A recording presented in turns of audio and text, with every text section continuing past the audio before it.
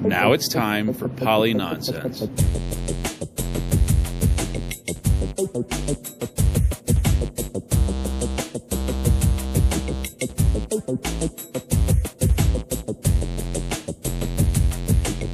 Welcome to PoliNonsense, ladies and gentlemen. Hosted by Captain Kirk. That's me. And I am some guy named Jason. I'm telling you, we got so much to talk about today. I don't even know. It's too much stuff. It's a lot of stuff. So we have to pare it down to the most important topics. Right. Well, yes. And some topics that might not be so important, but we want to talk about anyway. We'll see. The midterms, obviously. Very important. They're saying that the House is going to go super Republican. Mm-hmm. There might be like 54 seats in the Senate. I need to hear somebody that says that. And otherwise, that's crazy. Yeah, that's a blowout. Like that's more than what the Republicans won in '94. I don't believe in anything anymore. I don't believe in. I'm an atheist when it comes to that. And that's what do the betting markets say? We're talking about that and the pollings. We're talking about the pollings. After that, Biden. The savior of democracy. Right, no, he actually said, like, he had a speech, it was like, if you don't vote the way we want you to vote, you're an autocrat. No, democracy is dead. Yeah. You know, American democracy is under attack because the defeated former president of the United States refuses to accept the results of the 2020 election. He refuses to accept the will of the people. He refuses to accept the fact that he lost. He has abused his power and put the loyalty to himself before loyalty to the Constitution. And he's made a big lie an article of faith in the MAGA Republican Party. He said democracy is an autocratic rule and vote Democrat. That's crazy. And why would they use the Paul Pelosi thing? Which is interesting. And what happened to Mr. Pelosi? He got hit in the head with a hammer. Poor guy. Yeah, I know. No, it's a thing. The PoliNonsense podcast does not approve of hitting absolutely not. Paul Pelosi in the head. With a hammer. Yep. No, seriously. Mm-hmm. I don't understand why he would be in the house with a hammer. And apparently the surveillance system wasn't being monitored by the people that were supposed to be providing security to the Speaker of the House's residence. So, because he got hit in the head with a hammer, he's kind of screwed. Hey-o. Two sources tell NBC News nobody was actively monitoring that feed at the time of the attack. The suspect, David DePape, has pleaded not guilty to charges in state court yesterday. Wow. I don't know if I can edit that one out. That's in there. I know. I'm sorry. That's funny, though. Yeah. Not for the guy that got hit in the freaking head. Because he's screwed. Right. How quickly after the red wave do Democrats throw Biden under the bus? And we got tons of other stuff. I mean, the Department of Homeland Security, that whole thing, that's crazy. Department of Homeland Security, I don't know if you know this or not, but the government was talking to internet platforms. The internet... talking is a very loose term here. They were telling... demanding. They were demanding. They were demanding. On Facebook, Twitter, which is a paper lion now, right. Now that we know. Facebook is more kind of the bombastic big dog. Than Twitter. Right. So... And the government was, it's kind of a huge thing, and it's overwhelming to think about that the government actually compromised information and into like the whole January 6th thing. And I'm not a January 6th person, but the whole January 6th thing is like, wow, the whole thing was directed. The DHS. But who is Ray Epps? Right. That's my question. Who the hell is Ray Epps? Right. But the DHS was also started by Trump. Oh no! Sorry, what? It started with Trump. It started with Trump. The program to pressure social media companies, for lack of a better term, yes, to suppress information began under the Department of Homeland Security under Trump's tenure. Is what you're saying? Okay. Yes. Is that wrong? I have no information to push back against that. Okay. I assume you heard that on Breaking Points. I heard it on something. Why would you? Oh, I wasn't sure. No, because no, it's a thing. It's like that show provides a lot of information. Right. No, it's awesome. And you should listen to things. I didn't speak on the veracity of that information, but they provide it. We haven't even gotten into those things. All right. So, and then the last topic was, will Elon buck against the trend? He's already meeting with with special justice groups. Dude. Yeah, like civil rights leaders and everything. That's horrible. Yeah. What are you doing? Now, is he going to bring them in and tell them to shove it, or is he going to? I don't know. Why would you do that? Down to them? Why would you bring them into your house? Yeah, it's weird. All right.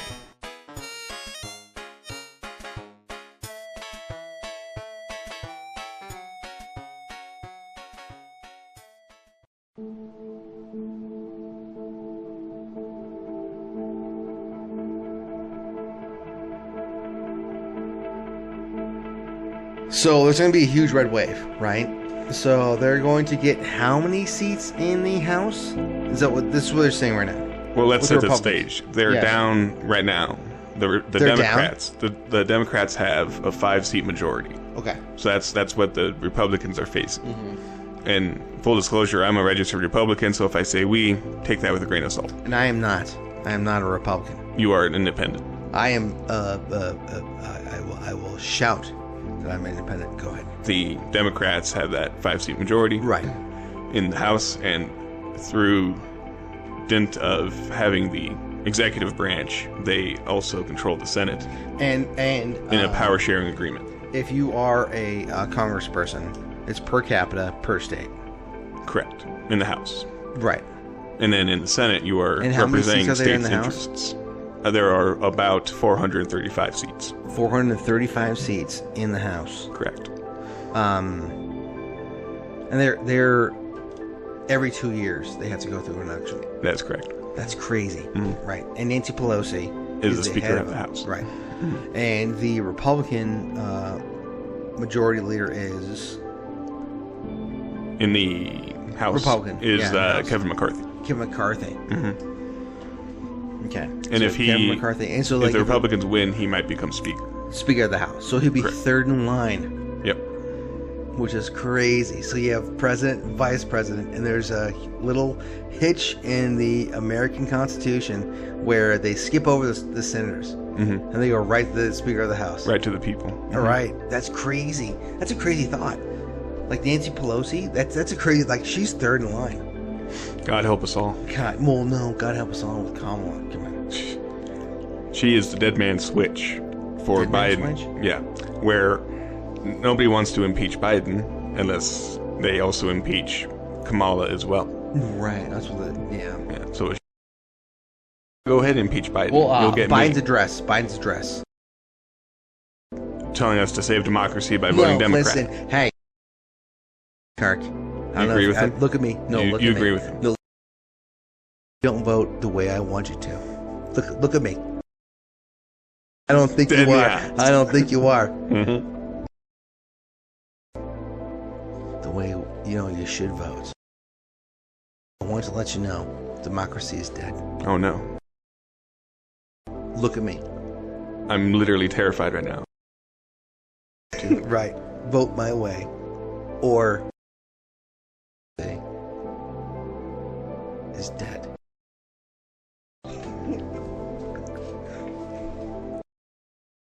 The rule of the people. Not the need, but the rule of the people.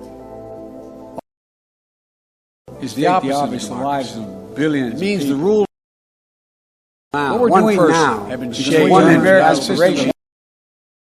One justice and power, in my view, is the depends on the rule. Determination about American democracy is division before in America.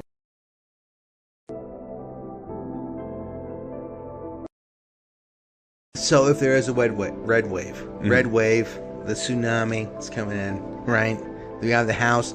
They take, 54, 55 seats in the Senate? So my issue is that a couple things. One is that the House map, as good as it is for Republicans, especially with the sentiment against the incumbent party, is that with gerrymandering and redistricting, which are two separate things, okay, Democrats have the Democrats have come out on top over the Republicans by +10. You know, are there any clear winners politically with these new maps? From talking to strategists today and yesterday, it does seem that Democrats feel optimistic about how this redistricting cycle turned out. They're poised to see a net gain of about 10 seats compared to the map in 2020, and that's despite having control of drawing less seats than Republicans going into this cycle. They attribute that to some aggressive gerrymandering in states under Democratic control, like Illinois and Oregon, as well as court-ordered redraws in North Carolina and Pennsylvania. Competitive seats have become much harder to come by. So a lot of these seats are now more Democrat or more Republican, less moderate, less independent. Republicans have already gained in 2020, despite what you might hear about how Trump handled that election. Republicans gained seats in that election. See, what was crazy is, like, how important is it to have more Republicans in the House over a senator? Like, I know you're a senator for 6 years, right? But you're a congressperson for 2 years. Right. So you have to figure out how every 2 years you have, like, you're on an election. You're in an election, like, so theoretically you're always constantly fundraising. Yeah, you're always, so AOC is always running. Right. You know, not doing a damn thing in Congress. But but what's our Crow? Jason Crow. That guy's always running. Mm-hmm. That guy's always running. He's in Congress and, like, and he has to, like, that's crazy. A senator could spend more time in Washington D.C. over a president. Mm-hmm. Just by being elected. Yep. That's crazy. So back to the red wave doubt. So yes, with less competitive districts, the Republicans have already gained those seats in 2020, or as Biden calls it, the 220 election. The great irony about the 220 election is that it's the most attacked election in our history, and yet, there's no election in our history that we can be more certain of its results. He obviously has no idea where he's at. He has no idea. He has no idea. Am I wrong? And we'll talk about that as we get to that speech. Yes. And then, so my conservative estimate is about 25 to 30 seats. The upper bound, so these are bounds, lower, upper, and the medium. Lower bound is about 25 to 30 seats. The upper bound is about 35 to 40 seats. But of course, with such a... What makes someone bound and not bound? Personal identification. So... Really? So, like, the good ones are up, and the bad ones, who are not good Congress people, are down? Is that what you're saying? No. Okay, what are you saying? The amount of seats gained. The upper estimate... the bound is about 35 to 40, which is really good. It's like 1994 levels. The lower bound, because of the things I explained, the gerrymandering and redistricting, which both parties did, but the Democrats gained +10 over the Republicans. And the Republicans have already won competitive seats, so there are less seats to win. So there's less of the pie to gain because Republicans have already done well in prior elections. It's not that Republicans won't win seats. It's just how big it will be. Right. I'm always cautious. I'm going to say about 35 seats is probably the upper bound. And then the safe consensus will probably be like 30 seats. The lower bound, more skeptical, I've heard 25. Like 32. Yeah. No, I've heard 32. Mm-hmm. I'm like, well, they're getting 32. And then once you have 32 seats... Is that where the magic happens? That's what I've heard. So honestly, in the Senate. Yeah. In the Senate, dude. The Senate is far more interesting. Oh, my God. So in the Senate, due to the terms, about a third every election of those seats are up for a vote. Right. And so right now, we have 6 years apiece. Multiple. Exactly. Each Senate term is 6 years. Yes. So you can serve 3 terms and last multiple presidencies. That's crazy. And make a ton of money. That's crazy. No, what I've learned is... Make a lot of money. No, you make a lot of money no matter where you're at. In the government, seriously, I mean, who are we? Do you think a House of Representative member makes more money than a senator? They could. They definitely have the opportunity to do that. They definitely, and that's the thing. I won't disagree there. No. You know why? You're in the show. You know what I'm saying? You're in the arena. You're in the arena. You make as much money as you possibly can. Right. That is the American government. Like, seriously, and it stinks. The whole thing stinks. Right. And I would like to, Kirk, at some point when we get out of your phenomenal place, by the way. It's great. Kirk Studios. It's phenomenal. But if we ever were to go on the road, you and I take PoliNonsense on the road. PoliNonsense on the road. You know what we do? What's that? We go to our local congressperson and say, like, do you benefit out of insider trading? Because I want to know. I want to know because, like, it's if you look at, they'll just give the answer that Pelosi gave. Because this is a free market and people. We are a free market economy. They should be able to participate in that.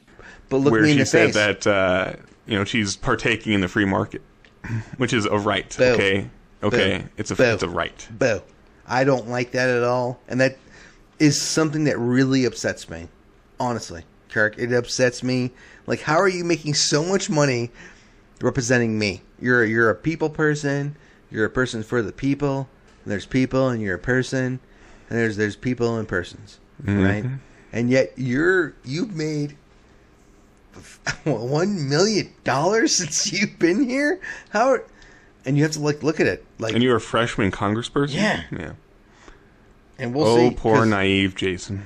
No, it's not. Poor No, hey, naive. do not. Hey, still in the Matrix, plugged in, Jason. No, it just stinks. What the red pilling of a average American right here. Really.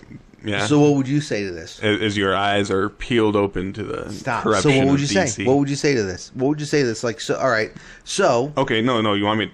That's a fair question. Yes. What would and I want to answer your question because I know that you don't like it when I don't answer your question. Please. So ask it again. What would I say about it? Yes. Told you so. Because I've known about this for a while. Right. I've already been not only red pilled, I've been black pilled. All right. So what do you think about it? How about that? All right. So yes. All right. Congratulations, Kirk. You know everything. I get it. What would you say? All right. So right now. So my solution is this. But solution. Do we have? So this is a problem. This is a problem. When I say this, substitute a T for a B. Turn it all down. Turn it all down. What do you mean? Turn it all down. Substitute B's for T's. Or T's for B's. Wait, what? Turn it all down. Okay. Substitute B's, T's for B's, or B's for T's. Burn it all down. That's my fucking suggestion. Really? Burn it down. Are you an anarchist, dude? A little bit. Oh my god. You know why? Why is that? You don't have kids. I'll be honest with you. No, that's the thing. It's like, you know why you want to burn the whole thing down? It's just like, I'll die. Right? You'll die. But my daughter is going to live beyond me. So if I burn it all down right now, what am I going to leave for my daughter? Because, and here's the thing, bro. I got nothing. Right? I got nothing. You and I, we're sitting and we're doing a podcast. Right. I got nothing. Mm-hmm. If I burn it all down? All of it. See, and I can't do that. I can't do that. That's a very selfish. The Samson option. You got to tear it all down. No, it's not Samson. No, Samson is he couldn't do it anymore, and he let the whole thing fall on him. Yep, collapse it. Yeah, but he couldn't do it anymore. Mm-hmm. That's the different than no. Here's the thing. I can't do it anymore is a different thought than burn it all down. Mm. Oh my God, bro! Seriously? A difference in degrees, not magnitude. You voted this last cycle, though, right? I will be voting. You have not voted yet? Not yet.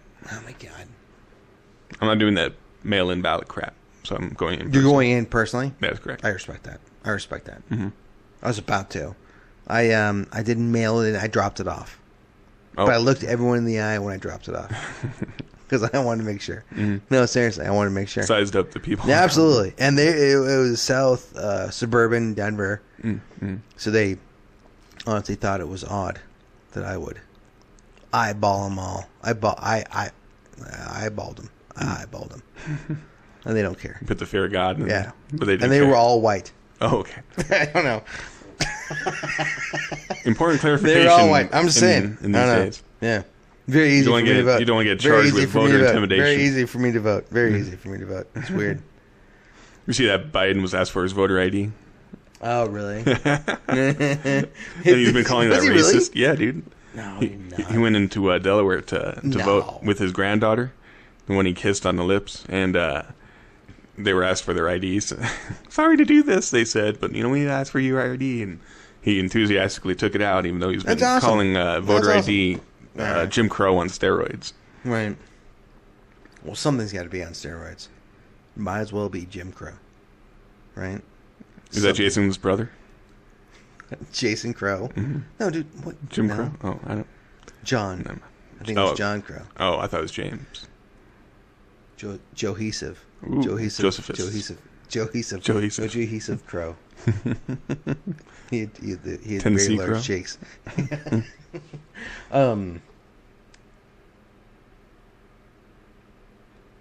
So to the Senate. Some important races. Yes. Some races that I didn't think would be as competitive as they were. Yes. But it helps when your opponent, for example, has a the stroke. J.D. Vance thing, like, no one, like, do you think you actually could take Ohio? Oh, I think that one was actually a little bit more clear cut in favor of Vance to begin with because Ohio is more of a red state than like Pennsylvania, which is becoming a little bit more of a purplish state, or like Georgia, which had their issues a couple of years ago in the 220 election. And Georgia's going to be a thing. Mm-hmm. Herschel Walker and Warnock. And see, what I think is very interesting about you have Herschel Walker, and then the Pennsylvania. Dr. Mehmet Oz. Right, versus John Fetterman. Fetterman. So you have Fetterman, who obviously has a brain issue. And then you have Herschel Walker, who might have a brain issue. Oh, he definitely does. Right. Yeah. So you have two people who have like serious brain issues. And so Fetterman had a stroke from each party. Walker's a former football player. Right. Who might have CTE. Yeah. It might be horrible. Mm-hmm. And he said, like, I'm not smart. Like, that's one of his things. Like, he's not smart, but he's going to be a senator. Yep. So, one of he's 100. a Republican. Mm-hmm. Right. Mm-hmm. He's a Republican. And you have Fetterman, who's a Democrat, who just went through a stroke. Mm-hmm.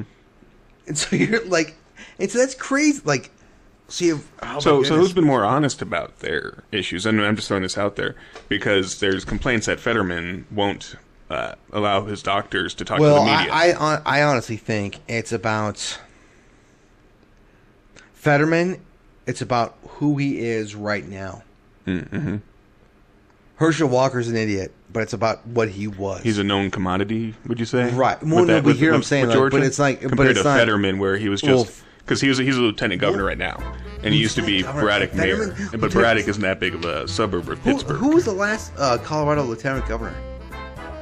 Oh man, I couldn't tell you. Right. That's crazy. I think the current though. one is Primavera. My name is Dianne Primavera, and I'm the Lieutenant Governor of Colorado. I'm honored to be providing the commencement speech for the Colorado Mountain College campuses in Summit County. Primavera? Somebody by the name of Primavera, but I can't remember what the first name is. Like with a light creamy butter sauce? Yeah.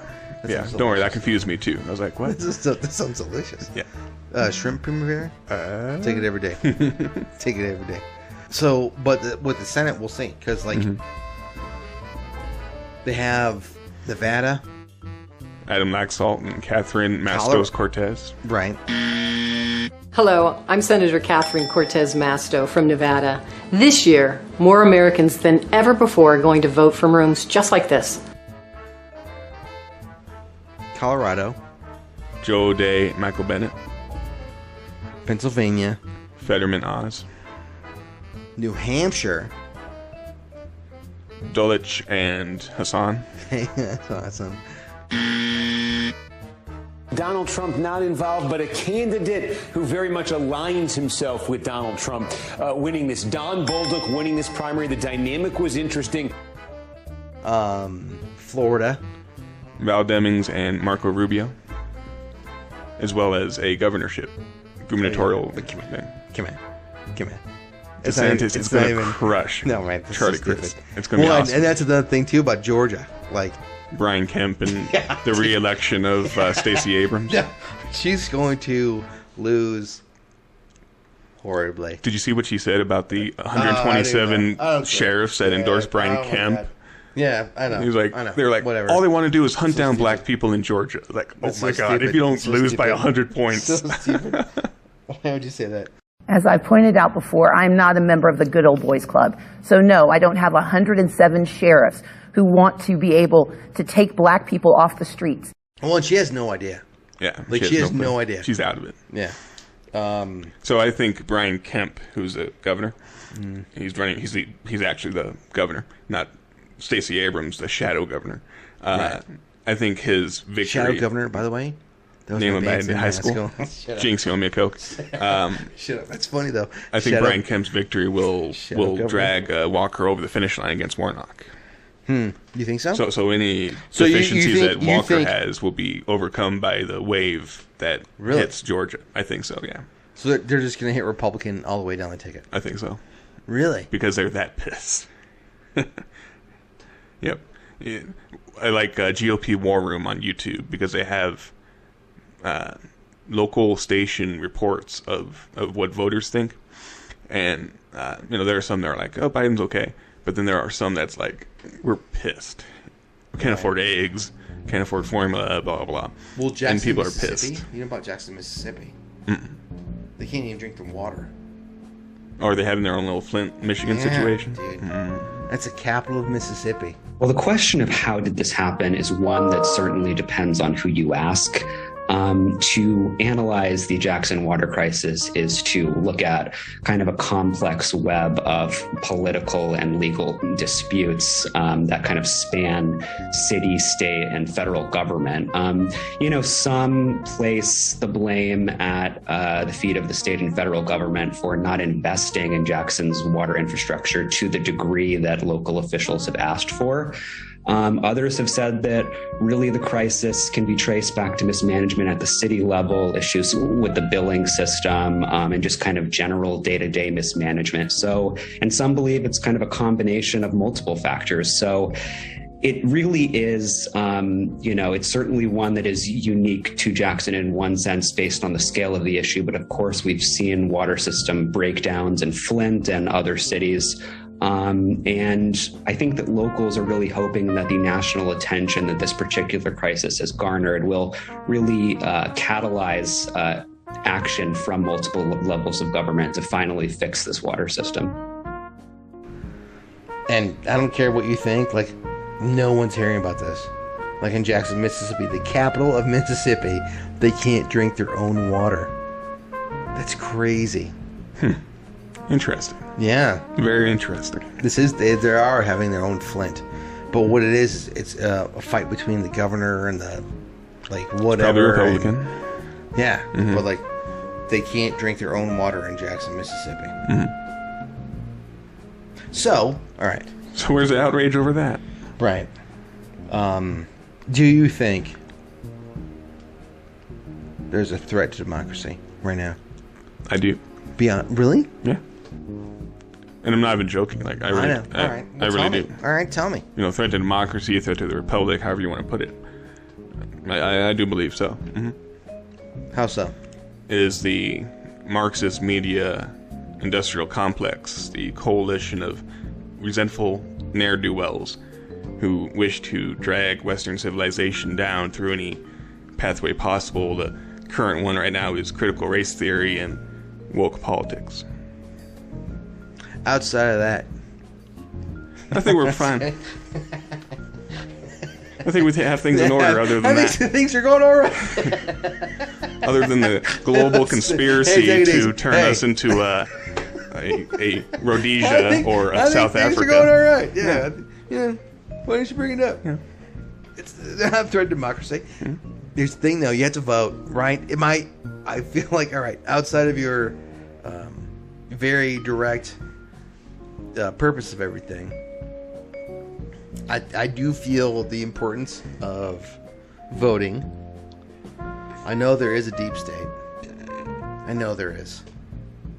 The Department of Homeland Security just recently did, the whole report where they came out and said that they actually were telling Twitter and Facebook and Google and YouTube what to do, what to say. It's crazy. Are you shocked? All right, here's the thing. Don't look at me like that. I know. Am I shocked? No. Am I perplexed? No. Am I shocked? Yes. I'm kind of... No, it's like, I am shocked. It's the whole... I mean, we obviously, I know, you know everything, and you know this has been happening, but this is actual proof, dude. This is actual proof that... And that's crazy. And the average person will not take note of this at all. Let's credit who reported this. It was Glenn Greenwald's old outlet called The Intercept. Yeah, that's what I heard. And one of the authors, I can't remember both of them, but one of them is Lee Fang, who is a liberal. You know, you would read his writings and you would say, oh, I'm pretty sure where he stands. But he is a guy that also takes on his own side and gets a lot of crap for it. So a lot of respect to Lee Fang and his co-author and The Intercept for reporting that. Because that kind of thing makes the Biden administration look bad, even though it began under Trump, as you had mentioned. It did. But this was something that Biden came in office to overturn or reverse Trump policy, but they're continuing with this pressure campaign. Right. And who did Biden keep on as FBI chief? Christopher Wray, who was Trump's appointee. Right. So why is he still on there? Well, that's where the thought is the deep state, bro. Yeah. Deep state. Hey, listen. And you heard that CIA chief that said, hey, thank God for the deep state? Yeah. Oh, did he say that? Yeah, this was a number of years ago. But, yeah. You'd have to agree that now the impeachment inquiry is underway, sparked by a complaint from someone within the intelligence community. It feeds the president's concern and often used term about a deep state being there to take him out. Thank God for the deep state. Right. So the deep state, though. Yeah. Deep state. It's real. I'm telling you right now. No. So what is the deep state? The deep state is the Department of Home Security. The deep state part is, of it. They are in that department. Well, didn't you say the EPA was the deep state? The EPA? Mm-hmm. Sure. Yeah. I remember you being very Did I say that? Sure. Yeah. Yep. The EPA was. Yeah. The EPA. Sure. Yeah. The EPA is part of the deep state. You worked to convince me that the EPA was part of the deep state. Yeah, dude. I didn't disagree with you, but.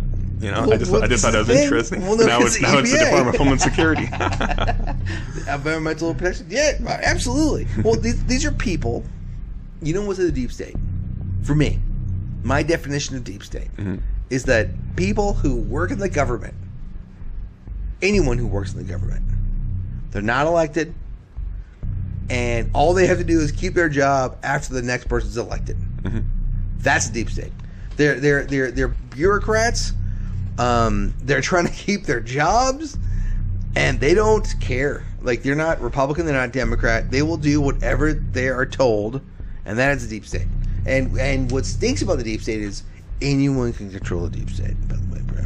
Anyone can. Republicans, Democrats. Because I know, up to this point, the Republicans love the fact that the deep state's against us. But what if the Republicans control the deep state? Look at me, hey. What if the Republicans control the deep state? Well, that's how we got the invasion of Iraq. Right. Oh, my God. Reagan-era officials, Wolfowitz, everyone else. This is one of the questions all entered the George W. Bush administration. All right, this is one of the questions. After the midterms, what are the Republicans going to do about the economy? Because here's the thing, is like, when I was thinking about this, right? So the Democrats are going to lose, right? Red wave. This whole thing, red wave, red. This whole thing's red. So after the red wave, what are the Republicans going to do to like fix this thing? Because what's funny is there's no plans. I've heard no plans, and because they're just looking to see if they. You know who you can thank for that? What's that? You know who you can thank for that? Who? The turtle. Mitch McConnell. Oh. I don't want anyone to put out a plan for this election. Like, so is that what they're running on? That's why there was all that back and forth between him and Rick Scott when Rick Scott put out that plan for America. And Rick Scott and there was ran out of money, by the way. Two-sentence... Well, how do you run out of money? Because McConnell turned off the spigots. The money flow. So we're out of money. Pulls ads from Ohio, Georgia, and Pennsylvania, then complains about candidate equality, even though they're surging in the polls. Right.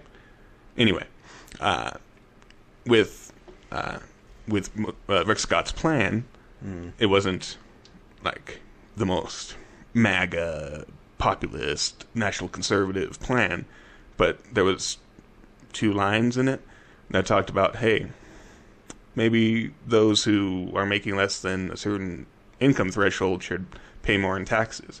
That wasn't like the big headline portion of the plan, but Democrats and Republicans who don't like Rick Scott latched onto that and said, oh my God, Republicans want to tax everyone to death. They want to raise taxes. And it's like, you guys are the tax and spend party. You guys are the ones that tax menthol cigarettes. Who smokes menthol cigarettes? Hey, listen. Marginalized, low-income people. Have you ever smoked a menthol cigarette? I don't smoke cigarettes. Have you ever smoked a menthol cigarette? I have. Really? Yep. When? 10 years ago. 10 years ago? Yeah. That was when you were 13 years old, or? I know I have a baby face, but I'm a little bit older than that. All right. All right. So you were 23 years old. Mm-hmm. Yeah, that sounds about right. Yeah? Mm-hmm. Huh. Well, not a big fan of it. Not a big fan? Not a big fan. So if they did tax menthol cigarettes, you would not care? On a personal level, no. But on a principle level, it's so stupid. Why is that? Because you're taxing vice. And so you're creating taxing vice. So you're taxing a product that you require people to consume in order to raise revenue from that product. I just want to let you know, Taxing Vice was my band's name in high school. How'd they do? We sucked. No one wanted to see us. Oh. No, we were too taxing. Hey-o. Boo. Our vice was just too... Not playing well. No, all right. So, and that's why, and we've said it before, here on PoliNonsense, if Kirk and I, Captain Kirk, some guy named Jason, if we could have any job, what would it be? Senator. Absolutely. Yep. Absolutely. You know why? Because, like, seriously, if you're a senator, 6 years, that gig? Come on. There's 2 of you per state. No matter populace. There's 2 Wyoming senators. There's 2 California senators. There's just like 2. There's just 2. And by the way, that's a feature, not a bug, of the Constitution. There's an argument from these leftist hacks. They're like, oh, the Senate is anti-democratic because Wyoming gets two That's senators. so awesome. That's the point. That's the point. Absolutely. They're not representing a population. They're representing a state. Liz Cheney, she was the representative of Wyoming. The congressperson. Not even like 2 of them. The congressperson from Wyoming per capita. Yep. The. And that's fine because that population is really low. Absolutely. And so and California gets 56 because they have a huge population. Is it 56? Yep. Ugh. 56 representatives. And then Colorado has now how many? So I believe our electoral count, I think the census changed that, but prior to the 2020 census, it was 9. 9? Yep. All right. How many does Arizona have? I'd say about 9 to 11. New York? I'd say about 27 plus. 27? Mm-hmm. They have a high population. Texas? Same amount. 27? Probably higher, maybe 30 some. Illinois? I'd say about 18 or so. Really? Yeah. That's awesome. So, you think there's going to be a red wave? I do. Mm-hmm. Just by the nature of how the economy's gone. The House, they're saying the House is like a foregone conclusion. Mm-hmm. That there will be... Especially with how slim the Democrat majority is. They are in for a real awakening. Well, and if the Republicans can take the Senate, that's the most important thing. Mm-hmm. I don't know if I want to reward McConnell. Though it would be worth it. Look at you. So, all right. I hate McConnell. All right. Oh, really? I hate McConnell so much. Really? Yeah. I can go on a Kirk rant if you want me to. Yeah, but, go ahead. Yeah. No, just let them know the time. So, McConnell. All right, Kirk rant. Go ahead. This is an official Kirk rant. Yeah, this is official. So, Mitch McConnell is the kind of swamp rat that if you need one of three things you can go to him for, other than that, he's entirely worthless. One is a tax cut. Two is a judgeship. And the third is a yacht. So if you want one of those three, go to Mitch McConnell. He's your guy. Otherwise, he's useless. Okay, you can say no. I appreciate that. You can block some Biden-era, Obama-era pieces of legislation. Other than that, he's useless. He has no purpose whatsoever. After he got his 2017 tax cuts, he stabbed Trump in the back. He did nothing for him. Totally undermined him. And then he goes on to complain about Trump-backed candidates. Well, you know what? You had two of your hand-picked candidates in 2020 lose. Mr. McConnell, Kelly Loeffler, and David Perdue.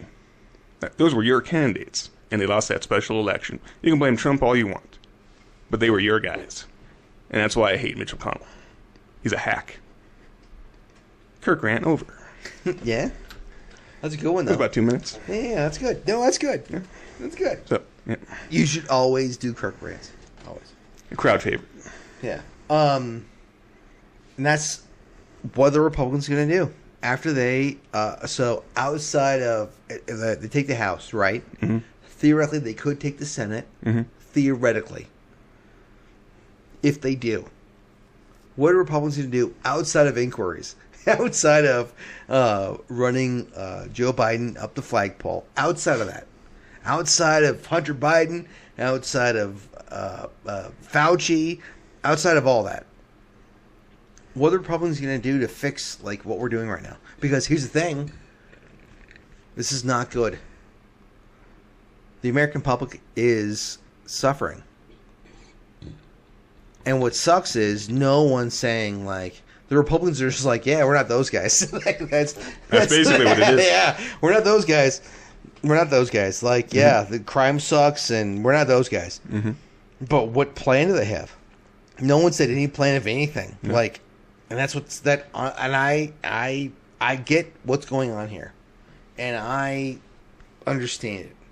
But what now? Like, if there is a red wave, Kirk, so at least in the House, yes, because all the tax bills come out of the House, they'll have the power of the purse. The Republicans will, and so they can prevent a lot of the more onerous types of taxation policies that Pelosi was putting in place from moving forward. Prevent some of them from becoming permanent like they wanted to. That's fine. That's fine. But well, they're not going to fix anything. I'm laying out a pathway, and then Keep you're laying. like, well, that's Keep not good laying. enough. Keep like, laying. well, Keep laying. Keep laying. I'm trying to take us to Disney World. I took the first exit. You're like, why aren't we there yet? Like, I'm sorry. I can turn around and we can go back to vacuuming. No, you know? no, keep going. Keep going. Yeah. You're good. So, so there are different ways that can they at least alleviate the problem. Yes. Unfortunately, yes, Biden has the power of the veto. So he can veto whatever the hell he wants. But he's going to be a lame duck. Totally lame duck. So he's not going to get anything passed, but he's not going to allow anything to be passed. So, my thought is this then. Also, after the red wave, the tsunami, the thing that's coming in. Monsoon. This is a monsoon. The hurricane. No, it's not a hurricane. No. The Earth-destroying asteroid. Right. And we'll go back to that. But that being said, how quickly, in your estimation, if there is a tsunami, hurricane, tropical depression, whatever is happening. The El Nino event. The El Nino, which gave us an awesome fall, by the way. El Ninex. No, that's stupid. All right, so after all that, how quickly do Democrats throw Joe Biden under the bus? Oh, what's the over-under? Yeah, because, dude, like, if the Republicans are going to take the House, right? Right. But if the Republicans take the Senate, how quickly will the Democrats throw Joe Biden under the bus? Is it the day quickly? Of? You think the day of? It has to be the day of. Like, they have no time to waste because 2024 is going to pop they're up. already getting critiqued. In no time. Yeah, they're getting critiqued. Yep. Like, and Kamala, they're like, yeah, get rid of both of them. Both of them. The two of them. But then if McCarthy becomes Speaker, he's third in line. So that's crazy. What are they going to do? Oh, my God. What are they going to do? They're trapped. Well, oh, my God, that's crazy. That's crazy. I don't know. So this will be a LBJ situation. LBJ. Yep. Where Lyndon B. Johnson. Yep. LBJ said not going to do it in 1968. Opened up the door for Robert F. Kennedy. He was assassinated, so it turned to I believe it was Hubert Humphrey in 1968. And because Johnson stepped down, there was that power vacuum. And so that created like all this tension on the left between the old guard and what's called the new left. And that's where we see things like the Chicago 7 and the riots in Chicago at the DNC, because there's so much consternation and anger over Vietnam policy and civil rights and everything that things boiled over, and there were riots in Chicago. And as we saw with 2020, almost anything could set off a riot. So it would be interesting to see what happens after the midterm. And see, that's what's crazy too is, and I don't know why I have to say this, but I have to say this. I don't like it when someone tells me, if you don't vote the way I want you to vote, democracy is dead. Yeah. Mm-hmm. I hate that. Like, why would you, like, if you don't listen, there are so many people out there, MAGAs, ultra MAGAs, and by the way, dude, thank you so much for wearing your ultra MAGA hat. And I don't know, ladies and gentlemen, for those of you who can't see, he's wearing an ultra MAGA hat. It's like a red hat, but it's like 3 feet high. It's like 3 MAGA hats stacked on one. Absolutely, absolutely, yeah. That's how ultra MAGA I am. You're ultra MAGA. So you're referencing Biden's last second was a DEFCON 1 speech about how democracy is in danger. And so the thing is, if you don't vote the way we want you to vote, whole thing's screwed. Whole thing's screwed. In his definition, in his pre-written definition of what an autocracy is, he said one party rule. And his entire thing has been don't vote for the other party. Well, that's what's crazy is, like, if you don't vote the way I want you to vote, democracy is dead. Like what? If you don't vote, listen to me. If you don't vote, listen to me. Look at me. If you don't vote the way I want you to vote, democracy, it's dead. Okay? It just is. I don't make the rules. But as he said, I don't have the words for it. I don't have the words for it. I don't know what to say. How do I respond to that? Ugh. So we'll see. But Trump is the autocrat. And how soon does Trump actually announce his? So he's running again. So the election is. We've talked about this. The 8th of November. This is the 8th of November. Yes, the midterm. Yes. I'd say about the 9/10. 9/10 is like when they're going to figure out all the different things. Yeah. When the dust settles, I'd say about the 10th or 11th is when he'll announce. Yeah. He wants to get out there as soon as possible, head off Nikki Haley, the Pompeos of the world, and tell DeSantis to stay in Florida. So why did he duck out of the midterms? That's very interesting. What's that? Why did he duck out of the midterms? If you noticed, what do you mean? Trump is not really part of anything in the midterms. I think the Democrats would disagree with you. I think that they would say that he's been pulling the strings like some puppet master behind the scenes, getting Blake Masters elected and J.D. Vance across the finish line and Dr. Oz and blah, blah. That's his footprint for them. So, he's out there, he's talking. He's not for any ballot, sure. But from the left perspective, to steelman their argument. Sure. He's pulling the strings. And see, and can I tell you something, honestly? Sure. I think the greatest thing ever for Trump. Can I tell you, honestly, the greatest thing ever for Trump? What's that? He's not on Twitter. Yeah. It's one of the best things. Like, once I don't have to, like, listen to him. Because I was defending Trump today. Because I thought I felt a disturbance in the MAGA force. In the MAGA force? That's a good one. It's like the tingling, you know. The MAGA force. No, I like that, MAGA force. That was my band's name in high school. MAGA force. How'd they do? We weren't. No one really listened. So, all right. So, MAGA force. No, so I was saying something that Trump actually did very well is he went to Kim Jong-un. And he was like, "Love you. I think you're great. This whole thing is the biggest country I've ever been to in my entire life." Mm-hmm. And they didn't do anything for 5 years. And once Biden gets in there, man, they don't care. They don't care. And it's like, all right, well, the whole thing is crazy. Like, once Biden's like, all right, we have an old guy now. Something about Trump. And I'll give you this about Trump. Mm-hmm. Internationally, he was phenomenal. He might be one of the best presidents ever. The Abraham Accords. Mm-hmm. It's the first time ever. He moved the embassy to Jerusalem. Mm-hmm. Phenomenal. Why would he do that? Mm-hmm. He met with Kim Jong-un. Mm-hmm. I think he was that close to getting denuclearization. Yeah. Yeah. But no, he was a threat to the world, and oh no. My 11-year-old came up to me and he was shaking, wondering why Trump was doing this. It's like, all your children are 11 years old, shaking in their pajamas. Like, if you read the online left. Happened? So, one of the tropes of the online left is to, whenever Trump would, I don't know, punch out some tweet or whatever, without fail, there'll be like 100 of these blue checkmark liberals on Twitter, social media, coming out saying, "Oh, my 11-year-old daughter came up to me shaking, terrified of the latest Trump tweet," and it'd be like so pre-scripted and uniform and stereotypical that it was obvious that they were just writing that to express their own concern through vicariously their children. All right, well, this is a good segue. Mm-hmm. Good segue, bro. Elon Musk. Who wants some? Who wants some, bro? Because listen, he's taking over Twitter, right? I don't know if you know this or not. Court ordered. Yeah. He bought it for $48 billion. Yep. $48 billion, dude.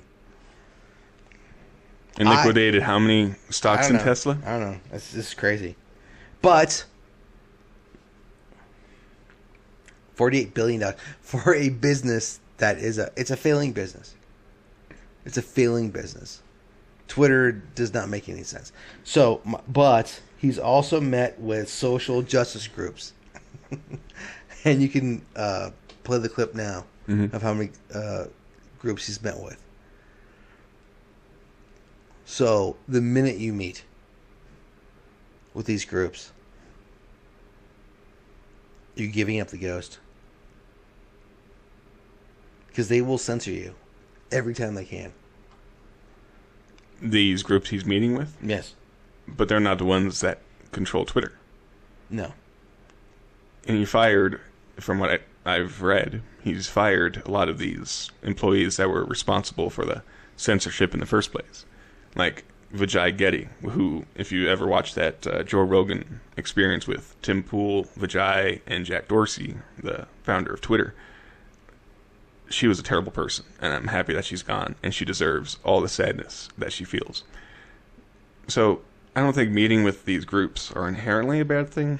He could be telling them to piss off. If he's doing that, good for him. I don't know if he will be, but if he is, I support that. The thing with Elon is that, I like his SpaceX. I like his effort to take over Twitter. I understand why he wanted to back out of that deal. I understand why he had to go through with it. But one of the things about Elon is his Neuralink transhumanism project. Really? Yeah. Really? He wants to link everyone up into his little AI system. Sure, to initially help the disabled and the handicapped, a noble goal. But I'm always worried about that next step, you know. So you would not be hooked up to a Neuralink? I would say no thank you. Really? Yep. So what if everyone else around you is doing it? Kirk, everyone around you. I would jump in that pod and hook up. You jump in the pod? Yep. And you hook up? I'm like, okay, everyone is. peer pressure like, what got if me. I'm, yeah. Peer pressure I'll look got at me. you like, hey, listen, I can tell you all about, Greek antiquity. Join Neuralink, Kirk. I will have so much fun with you. Boop, bop, Yeah, boop. right. I'll tell you all about the, I don't know. God, that reminds me of like Invasion of the Body Snatchers at the end, where Donald Sutherland goes.